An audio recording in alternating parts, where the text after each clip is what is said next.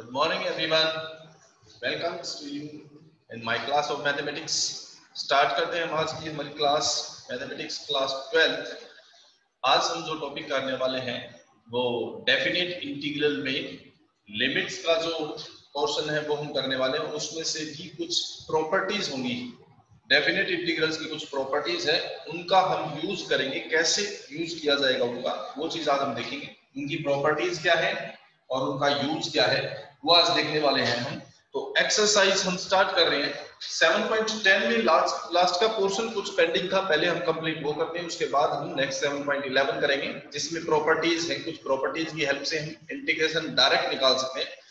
कई क्वेश्चन ऐसे होते हैं जो काफी कॉम्प्लिकेटेड है, लेकिन उन प्रॉपर्टीज का यूज करते हैं तो वो बिल्कुल इजी हो जाते हैं। हम स्टार्ट करते हैं 7.10 का लास्ट पोर्शन। 7.10 में से हमारे पास लास्ट के दो क्वेश्चंस पेंडिंग थे। क्वेश्चन नंबर 9 है एक तो, that is MCQ type question है, बट हमें इसको सॉल्व करके और फिर इसका आंसर फाइंड करना है। Question is the value of the integral is given age limit from 1/3 to 1 x minus x cubed whole power 1/3 and it is divided by x power 4 dx. Integrated, इसको integrate करना है हमने। तो इसको integrate करने के लिए पहले हमें थोड़ा सा इसको सिंप्लीफाइड फॉर्म में लेके आना पड़ेगा। थोड़ा सिंप्लीफाई करते हैं and for that what we are doing is limit 1/3 से लेकर 1 तक है। इसमें न्यूमरेटर में से हम कुछ कॉमन आउट करते हैं। डिनोमिनेटर x पावर 4 है, न्यूमरेटर में मैं x पावर 3 कॉमन आउट करता हूं। x पावर 3, ये x था, x पावर 3 कॉमन होगा। कॉमन का मतलब डिवाइड, x को x पावर 3 से डिवाइड करेंगे तो x पावर -2 बचेगा।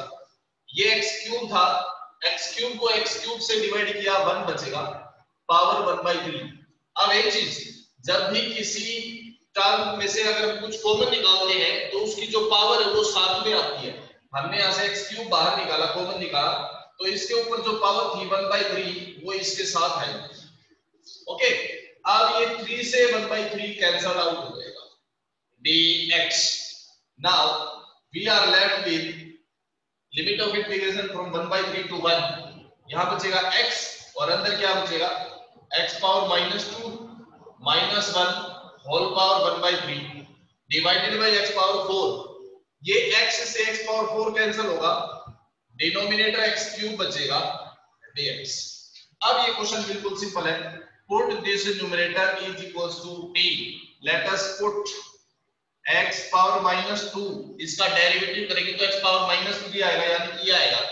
अब इसको पुट करें तो कांस्टेंट है, इसको भी साथ में पुट कर लो, कांस्टेंट का कोई इफेक्ट पड़ रहा है। और जब पूरे को ही पुट कर रहे हो तो पावर को भी साथ में पुट अप कर लो, आपको और ज्यादा इजी हो जाएगा। So let us put it equals to t। So from here we find x power -2 -1 is equals to t cube. दोनों तरफ हमने इसको क्यूब कर दिया।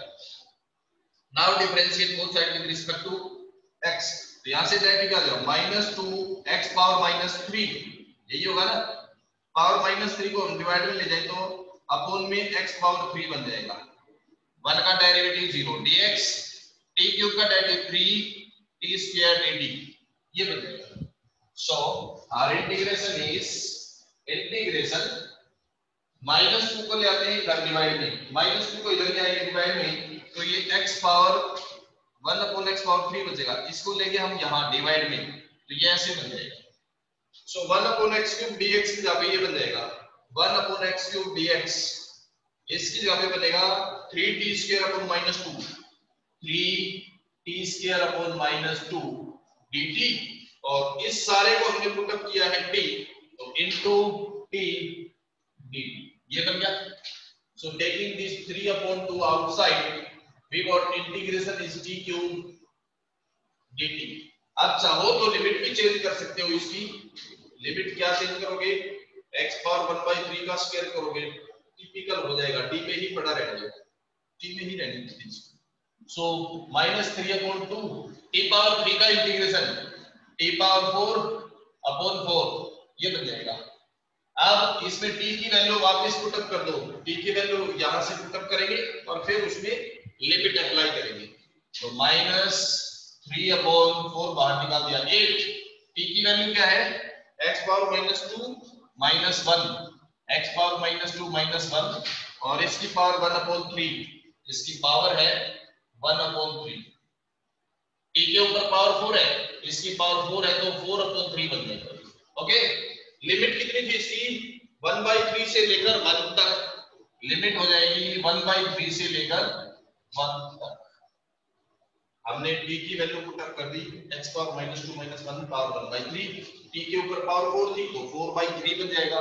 अब इसमें लिमिट अप्लाई कर देते हैं, या लिमिट अप्लाई करने से पहले इसको थोड़ा सा 1/x² और एलसीएम लेते हो, x² एलसीएम तो 1 - x² इट्स पावर 4/3 और लिमिट 1/3 से 1।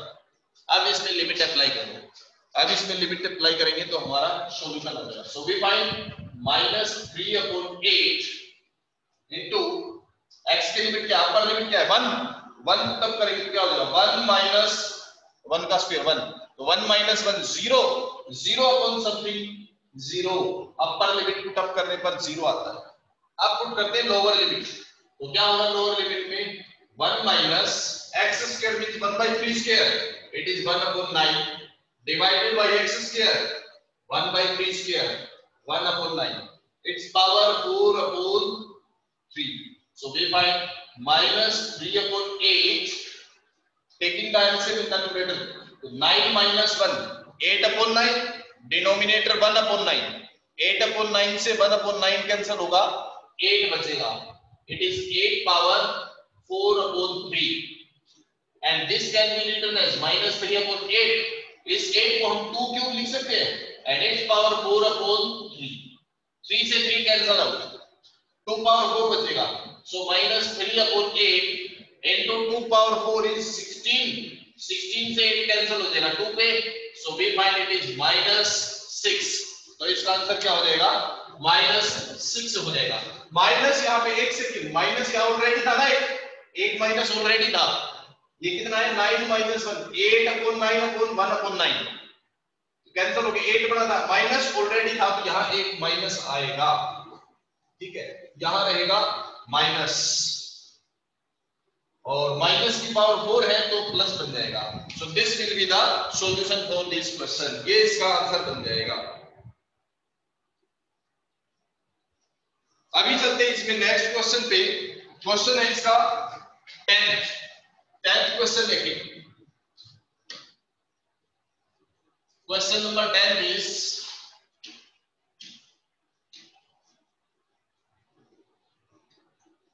लास्ट क्वेश्चन है इस एक्सरसाइज में ये, इसके बाद हम फिर नेक्स्ट स्टार्ट करते हैं नेक्स्ट एक्सरसाइज, जिसमें कि हम यूज करेंगे प्रॉपर्टीज का, use of properties.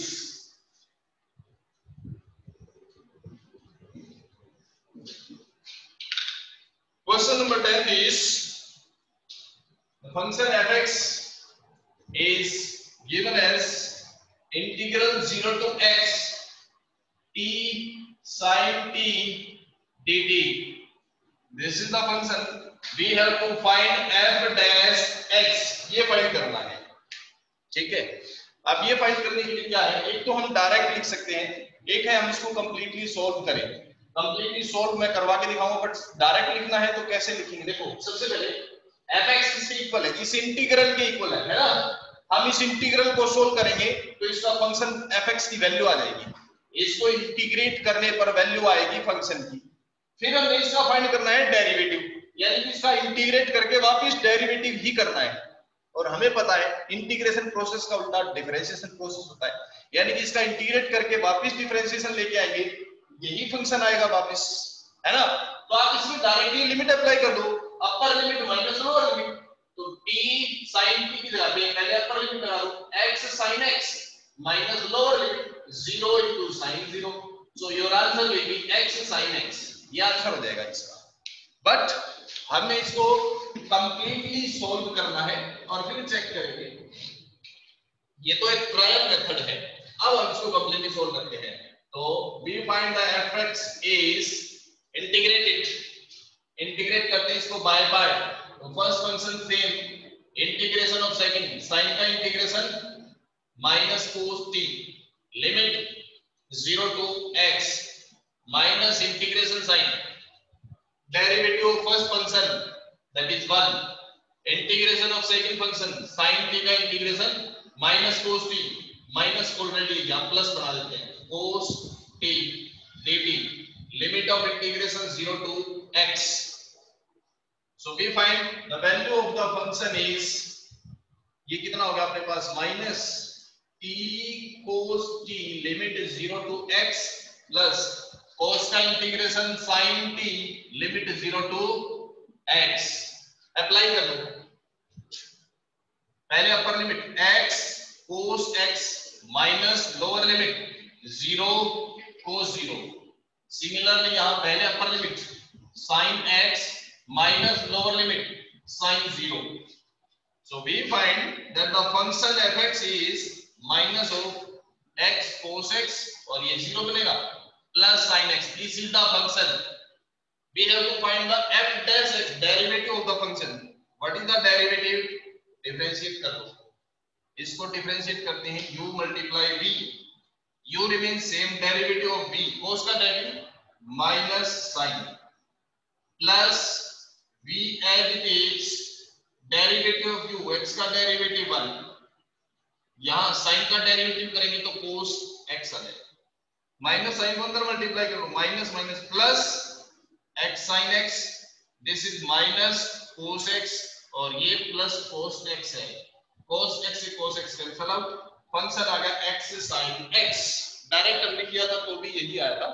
So we find that f dash x equals to x sin x. ये हो जाएगी इसकी वैल्यू. ओके, ये हमारे पास एक्सरसाइज 7.10 थी. यहां तक ये पोर्शन कंप्लीट होता है. अब हम स्टार्ट करते हैं इससे आगे का पोर्शन एक्सरसाइज 7.11, जिसमें कुछ प्रॉपर्टीज होंगी इंटीग्रेशन की और उनका यूज होगा. एक्सरसाइज 7.11 इसमें कुछ प्रॉपर्टीज हैं और वो प्रॉपर्टीज क्या है पहले हम वो देखते हैं, फिर उसकी एक्सरसाइज करेंगे. In the integration, if we have a function in the integral, just like we have a to b fx dx, function कोई भी हो सकता है, sin x है, cos x है, x square है, x cube है, log of x है, ax plus b है, कोई भी फंक्शन हो. If we have, we can, if we write the limit as same, limit हम इसकी रखते हैं सेम, फंक्शन भी हम सेम रखते हैं, तो वेरिएबल आप कुछ भी लिख सकते हो, वेरिएबल t लिख लो, z लिख लो, थीटा लिख लो, कुछ भी लिख लो, आपका फंक्शन सेम रहे, लिमिट सेम रहे, तो वेरिएबल आप कुछ भी लिख लो, you can change the integration like this. Okay, variable आप कुछ भी लिख दो, आंसर हमेशा आपका सेम आता है, लिमिट सेम रहे और फंक्शन सेम रहे तो वेरिएबल कुछ भी हो सकता है. This is the identity. Next one is, if we have the function limit a to b fx dx, if we reverse its limit, अगर इसकी लिमिट को उल्टा कर दिया जाता है, sign of the integral will be reversed, means positive है तो नेगेटिव और नेगेटिव है तो पॉजिटिव, fx dx, ये बन जाएगा हमारे पास property. Next one property is, we can break the limit into parts, fx dx, हम क्या कर सकते हैं, इसको लिमिट के पार्ट्स बना सकते हैं. We can write it like, let us suppose this was from a to c, we can write it as from a to b fx dx and plus b to c fx dx. We can break the limit into so many parts, कितने भी parts में, बस ध्यान रहे starting limit से लेकर and limit same वही आनी चाहिए जो यहाँ पे थी. कंटिन्यूअस में यहाँ b है तो यहाँ b होना चाहिए, c है तो c होना चाहिए. कंटिन्यूअस कितने भी फंक्शंस में, कितने भी पार्ट्स में हम इसको ब्रेक कर सकते हैं इंटीग्रल को. Okay, according to the situation, according to the requirement. Next one is the property, if we have the limit from 0 to a fx dx और फ्रॉम a to b, इससे पहले a to b कर लेते हैं, a to b fx dx, we can write this as limit from a to b f of a plus b minus x dx. Value of this integral and this integral always remain the same. दोनों की value same होती है, आप इसको इसके equal लिख सकते हैं. सिमिलरली अगर इसी इंटीग्रल को सेम यही चीज अगर a से b ना लिख के 0 to a लिख दिया जाए, यानी कि a की जगह पे 0 और b की जगह पे a लिख दिया जाए, तो फॉर्मूला फिर भी अभी भी सेम ही है, 0 to a। अभी a to b था तो a plus b था, अब हम 0 to a ले रहे हैं तो 0 plus a हो जाएगा माइनस x, और 0 plus a का मतलब a ही रहेगा, 0 तो खत्म हो जाता है। सो we can write it like this, f of a minus x dx। Main property तो यही है, बट इस वर्जन का यूज ज्यादा होता है। ओके, प्रॉपर्टी आपकी यही है, मेन तो ये है, इसकी हेल्प से ये प्रॉपर्टी बनी है, बट यूज इस वर्जन का ज्यादा होता है। आपके पास क्वेश्चंस इस फॉर्म में ज्यादा मिलते हैं, इस फॉर्म में रेयर बहुत कम मिलते हैं। ठीक है, ओके। इसके बाद आपके पास जो इसी में नेक्स्ट प्रॉपर्टी है वो है 0 to 2a, और एक है minus a to plus a। ये दो पार्ट बनते हैं इसके। We have limit 0 to 2a fx dx. It can be broken into two parts, 0 to a fx dx and plus 0 to a f 2a minus x dx। इसको हम इस तरह से दो लिमिट्स में ब्रेक कर सकते हैं, 0 to a fx dx और 0 to a f 2a minus x dx। Value of this integral and sum of these two integral is always same। तो इस चीज को हम इस तरह से ब्रेक कर सकते हैं। अब इसी चीज के इसके दो पार्ट बन जाते हैं, इसी प्रॉपर्टी के दो पार्ट बन जाते हैं। कब? फर्स्ट पार्ट क्या बनता है, if we have f of 2a minus x, if value of this comes out equals to fx, then this property work as 0 to 2a fx dx equal to 0 to a fx dx ये बनेगा, और plus 0 to a 2a minus x fx के equal है, तो ये भी fx dx बन जाएगा। तो सेम यही प्रॉपर्टी ऐसे काम करेगी, if f of 2a minus x is equals to f of x, then this property becomes like this। और इस चीज को हम क्या लिख सकते हैं, दोनों सेम चीज है, one this and one this, it becomes two times, it becomes twice, double. Okay, and secondly this property also act as if we have f of 2a minus x equals to f of minus x minus of fx। अगर ये चीज इसके equal आती है, then this property becomes 0 to 2a fx dx will be 0 to a fx dx, और ये 0 to a fx dx minus का, तो ये प्लस और ये माइनस कैंसिल हो गए, तो क्या बनेगा, 0 बन जाएगा। एक ये प्रॉपर्टी आपके पास। इसी में जो नेक्स्ट प्रॉपर्टी आती है वो minus a to a, same इसी पैटर्न की प्रॉपर्टी है, बस लिमिट चेंज है।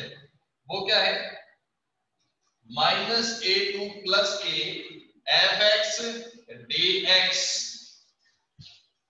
इसमें भी यही दो चीजें हैं, एक माइनस a टू 0 और 0 टू प्लस a, फिर दो पार्ट बन जाएंगे उसके बीच। अगर f of minus x fx के इक्वल हो, इसकी भी दो पार्ट है, माइनस a टू 0 और 0 टू a, तो if we have f of minus x equals to f of x, अगर हमारे पास ये चीज है तो ये फंक्शन क्या बन जाएगा, वैल्यू डबल हो जाएगी, वैल्यू बिकम्स डबल। तो क्या हो जाएगा, value double, limit 0 to a fx dx ये बन जाएगी।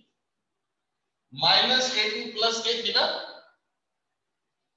तो क्या हो जाएगा, अगर f of minus x fx के इक्वल है तो 0 टू a बन जाएगा। कैसे बना है ये देखो, अभी बताता हूं मैं। एक्चुअल में ये प्रॉपर्टी ऐसे है, minus a to 0 fx dx plus 0 to a fx dx, ये प्रॉपर्टी ऐसे है। अब अगर ये चीज इसके इक्वल हो जाए, एक मैं यहां से थोड़ा सा पार्ट ये स्टार्टिंग का रब कर रहा हूं, प्रॉपर्टीज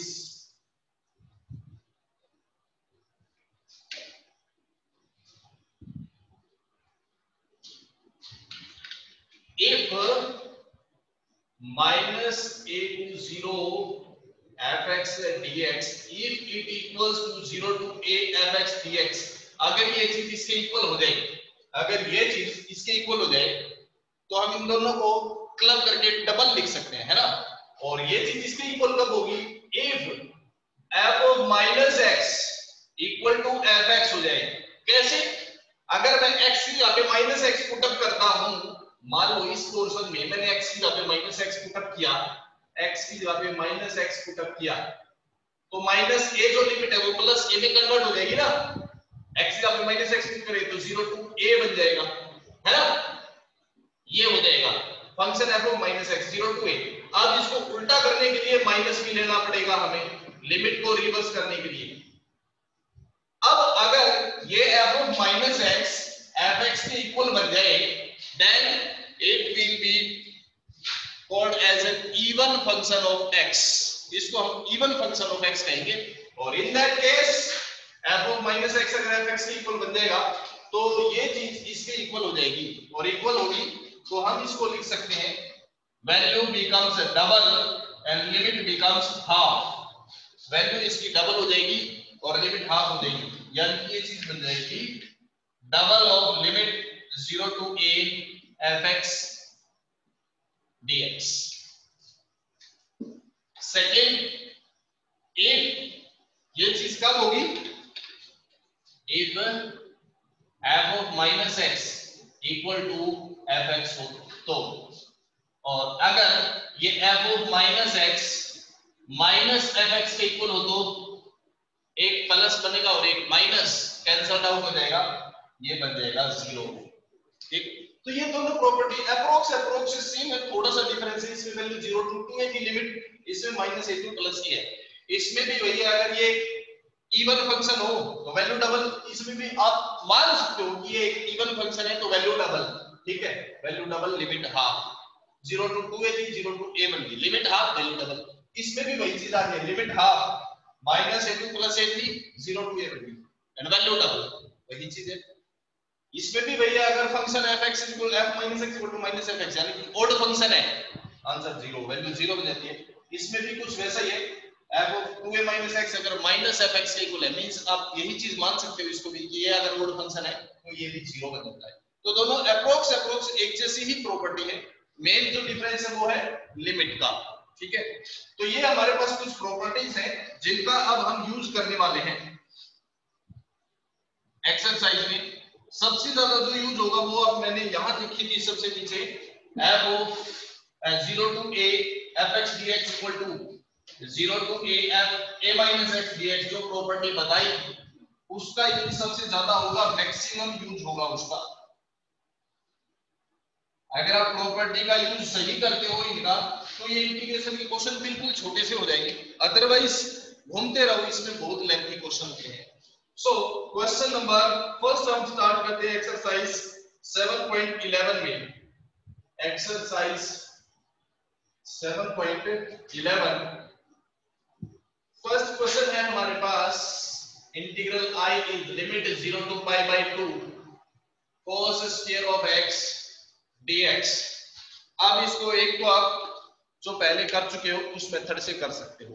पहले क्या कर चुके हो, cos स्क्वायर को क्या लिखते थे, 2 cos स्क्वायर के लिए आइडेंटिटी क्या थी, 1 प्लस cos 2 थीटा, यानी कि cos स्क्वायर x के लिए 1 plus cos 2 theta divided by 2, और फिर उसका इंटीग्रेशन, उससे हो जाएगा, नो डाउट, कोई दिक्कत नहीं है। बट हम यहाँ यूज कर रहे हैं प्रॉपर्टी का। एक तो जो हम ऑलरेडी कर चुके हैं, क्या करते थे, 1 प्लस cos 2x अपॉन 2 लिखते थे, इसको 2 को बाहर निकाल दिया, अब इंटीग्रेशन कर लेंगे 1 का x cos का sin 2x अपॉन 2, उससे हो जाएगा, नो डाउट वहां से क्वेश्चन हो जाएगा। बट हम यहाँ प्रॉपर्टी का यूज देख रहे हैं कैसे होगा। अगर इसका यूज आ गया तो आगे के क्वेश्चंस में बहुत हमारे लिए इजी हो जाएगा। ये क्वेश्चन तो ज्यादा वो नहीं है, तो आप इजीली कर सकते हैं। Let this is integral I, equation number 1। Now we are using here property 0 to a fx dx is equals to 0 to a f a minus x dx। ये प्रॉपर्टी हम यूज करने जा रहे हैं।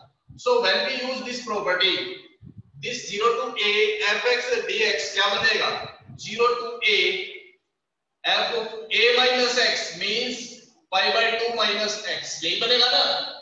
dx.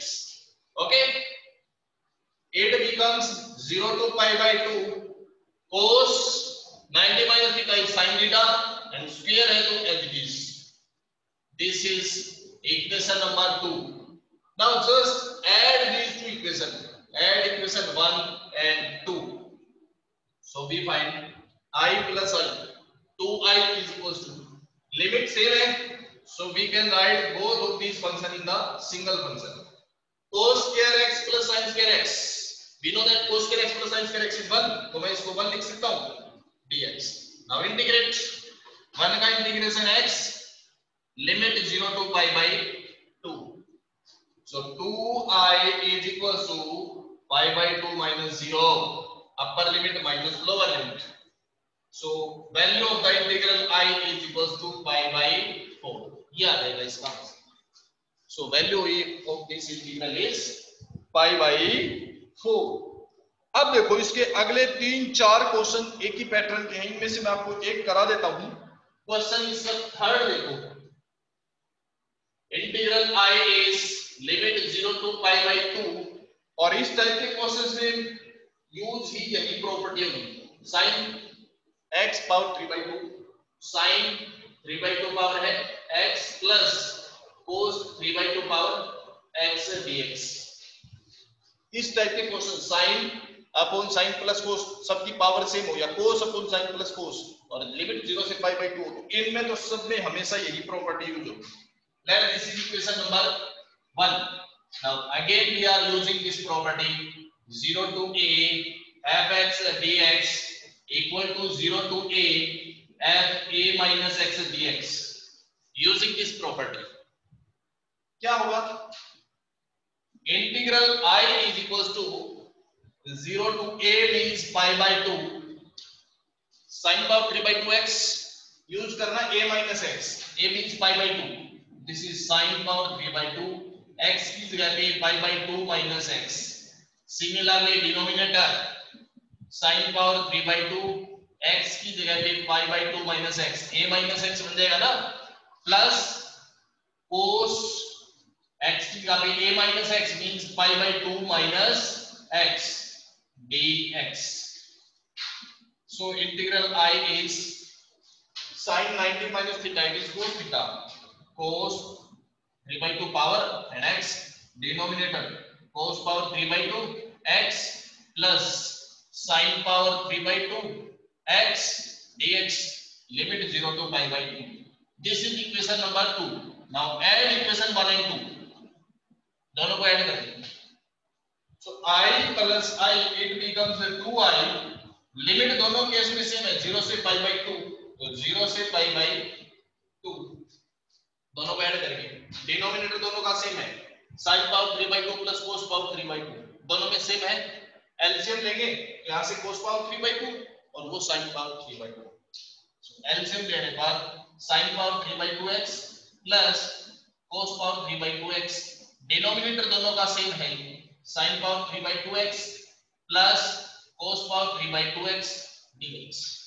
Denominator numerator same cancel out हो जाएगा 1 और 1 का इंटीग्रेशन x लिमिट 0 से pi by 2. Apply the limit. Upper limit minus lower limit. So pi by 2 minus 0. This is the value of 2i. So what is 1i? ये 2 जाएगा divide में pi by 4. ये आएगा pi by 4 आंसर आएगा. वैसे भी आप याद रख सकते हो. अगर मान लो ये क्वेश्चन एमसीक्यू में आता है तो आप याद रख लो इस टाइप के जितने भी क्वेश्चन इनका आंसर मैक्सिमम पाई बाई 4 ही आता है. लिमिट 0 से पाई बाई 2 है. साइन का फंक्शन डिवाइड में कोस प्लस साइन और पावर सबकी सेम हो. इस टाइप के फंक्शन का आंसर हमेशा पाई बाई 4 ही आता है. आप याद रख सकते हो. अगर ये क्वेश्चन एमसीक्यू में आता है तो आपको पूरा सॉल्व करने की जरूरत नहीं है, डायरेक्टली. ठीक है. So this is the property used here. इसके बाद अब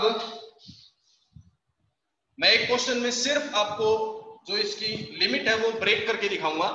सॉल्व आप अपने आप करेंगे. आई थिंक अभी टाइम हो गया है, वो नहीं हो पाएगा. हम उसको कल ही कंटिन्यू करेंगे. आज हम यहां तक ही करते हैं. बाकी का जो नेक्स्ट है इसके और जो प्रॉपर्टीज का यूज है वो कल नेक्स्ट क्लास में करेंगे. आज के लिए इतना ही. Thank you very much. और हाँ, ये वीडियोस को आप रिपीट करके देख सकते हैं यूट्यूब पे अपलोड हो रही है, आप उनको रिपीट कर टेलीकास्ट में देख सकते हैं। जो चीज जहां लगता है कि कहीं थोड़ा बहुत डाउट है, आप उसको बार बार रिपीट करके देखिए, वो क्लियर हो जाएगा। और फिर भी कोई डाउट है तो आप उसे कमेंट कर सकते हैं, नेक्स्ट क्लास में उसको सॉल्व करेंगे। ओके, हाँ, इसको चैनल को सब्सक्राइब और मैक्सिमम शेयर करें। Thank you very much and bye.